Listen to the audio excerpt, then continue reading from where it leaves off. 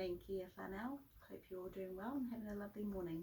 Today I'm going to read you a story about the snail and the whale. This is a tale of a tiny snail and a great big grey blue humpback whale. This is a rock as black as soot, and this is a snail with an itchy foot. The sea snail slithered all over the rock and gazed at the sea and the ships in the dock. And she gazed, she sniffed and sighed. The sea is deep and the world is wide. How I long to sail, said the tiny snail. These are the other snails in the flock, who all stuck tight to the smooth black rock, and said to the snail with the itchy foot, "Be quiet, don't wriggle, stay still, stay put." But the tiny sea snail sighed and sniffled, then cried, "I've got it, I'll hitch a lift." This is the trail of the tiny snail, a slivery trail that looped and curled and said, "Lift wanted around the world." This is the whale who came one night when the tide was high and the stars were bright, a humpback whale immensely long, who sang to the snail a wonderful song of shimmering ice and coral caves and shooting stars and enormous waves. And this is the tale of the humpback whale. He held it out of the starlit sea and said to the snail, "Come sail with me." This is the sea, so wild and free, that carried the whale and the snail on his tail to towering icebergs and far-off lands, with fiery mountains and golden sands. These are the waves that arched and crashed, that foamed and frolicked and sprayed and splashed the tiny snail on the tail of the whale. These are the caves beneath the waves, where stripy fish and feathery fins and sharks with hideous toothy grins swam round the whale and the snail on his tail. This is the sky, so vast and high, sometimes sunny and blue and warm, sometimes filled with a thunderstorm, with zigzag lightning flashing and frightening the tiny snail on the tail of the whale.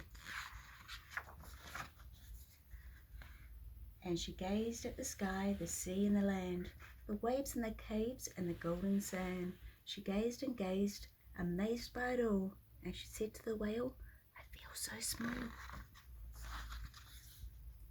But then came the day the whale lost his way. These are the speedboats running a race, zigzagging and zooming all over the place, upsetting the whale with their ear-splitting roar, making him swim too close to the shore. This is the tide slipping away. And this is the whale lying beached in a bay.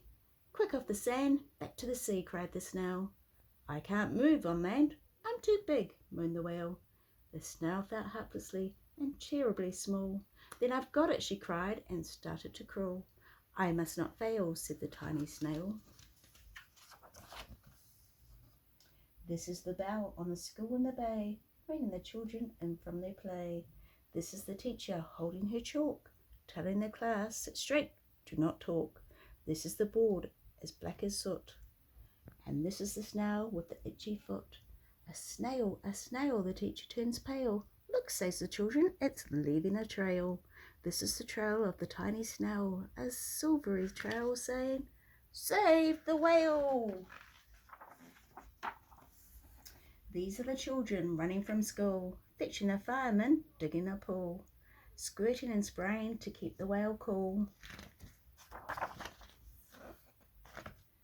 This is the tide coming into the bay, and these are the villagers shouting, "Hooray!" and as the whale and the snail travel safely away. Back to the dock and the flock on the rock, who said, "How time's flowing, and haven't you grown?" And the whale and the snail told their wonderful tale of shimmering ice and coral caves, and shooting stars and enormous waves, and of how the snail, so small and frail, with her looping, curling, silvery trail, saved the life of the humpback whale. Then the humpback whale held out his tail and on crawled snail after snail after snail. And they sang to the sea as they all set sail on the tail of the grey-blue humpback whale.